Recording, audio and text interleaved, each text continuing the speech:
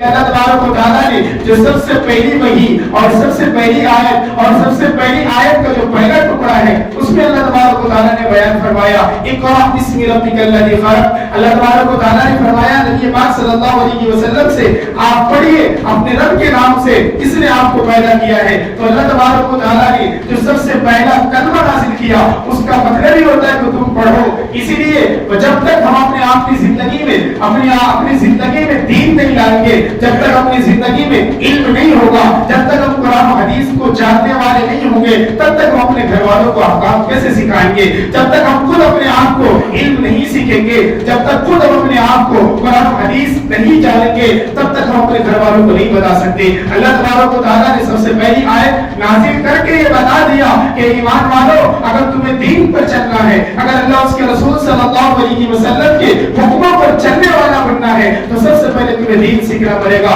کیونکہ اللہ نے سب سے پہلی آیت نازل کر کے یہی حکم دیا ہے، یہی فرمان دیا ہے کہ تم خود دین سیکھو. اور اللہ نے صرف ایسا نہیں ہے ایک آیت کو نازل کر دیا اور کہا کہ آپ دین سیکھو، نہیں. اللہ تبارک و تعالیٰ نے قرآن میں کئی جگہ پر ذکر کیا ہے، علم والوں کا شان بیان کیا ہے، علم حاصل کرنے والوں کا مرتبہ اور رتبہ بتایا ہے. اللہ نے فرمایا وَيَرْفَعِ اللَّهُ الَّذِينَ آمَنُوا مِنكُمْ وَالَّذِينَ أُوتُوا الْعِلْمَ دَرَجَاتٍ. اللہ نے اس آیت کے اندر اس آیت کے ٹکڑے میں دو باتوں کا ذکر کیا ہے. فرمایا کہ اللہ تبارک و تعالیٰ ایمان والے کو درجات کو بڑھائے گا اور ایمان والوں کے ساتھ ان لوگوں کے درجات کو بڑھائے گا جس کے پاس علم ہوگا. یعنی اگر تم ایمان کے ساتھ علم سیکھتے ہو اللہ تمہارے درجات کو بڑھائے گا. اور جب تک ہماری زندگی میں علم نہیں ہوگا تب تک ہم کسی بھی دین کو صحیح طریقے سے نہیں سمجھ سکتے. ہم سنی سنائی بات سنتے ہیں، اللہ کے رسول صلی اللہ علیہ وسلم کے فرمان پر عمل کرنا ہے. حضرت علماء کرام سے عالم دین سے سنا اسی بات پر عمل کرتے ہیں. لیکن ذرا سوچ کر دیکھیں،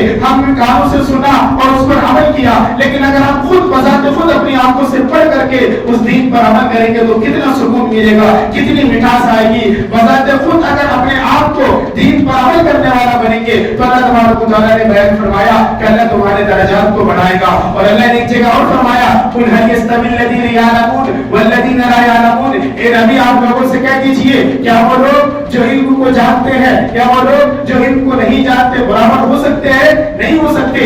اللہ نے جس کو علم کو دیا ہے، اللہ نے جس کو علم دیا ہے، جو علم کو سیکھا ہے، جنہوں نے علم کو جانا ہے، جنہوں نے اپنی زندگی کو علم حاصل کرنے کے لیے لگایا ہے، اللہ تبارک و تعالیٰ نے قرآن میں صاف طور سے کہا کہ ایک عالم میں اور ایک نہ جاننے والے میں کبھی برابری نہیں ہو سکتا. بھلے کہ ایک عالم کے مقابلے میں سامنے والا کروڑ پتی ہو، ارب پتی ہو، لکھ پتی ہو، اللہ نے اس کو جائیدادوں سے مالا مال بنایا ہو، وہ چاہے کسی دیش کا حکومت چلانے والا ہو، کہیں کا بادشاہ ہو، لیکن وہ عالم نہیں ہے اگر وہ علم حاصل نہیں کرنے والا ہے تو اللہ نے قرآن میں صاف طور سے کہا یہ کبھی برابر نہیں ہو سکتا. کیونکہ علم والا جو ہوتا ہے اللہ نے اس کے رتبے کو بڑا فرمایا. ایک جگہ اور اللہ نے قرآن کے عالم کے بارے میں فرمایا انما یخشی اللہ من عبادہ العلماء، کہ انسانوں میں ایمان والوں میں سب سے زیادہ اگر کوئی اللہ سے ڈرنے والا ہے تو وہ علماء ہوتا ہے، عالم ہوتا ہے، جس کے اندر علم ہوتا ہے. اسی لیے اللہ تبارک و تعالیٰ نے قرآن میں کئی جگہ پر اس بات کا ذکر کیا ہے کہ تم علم حاصل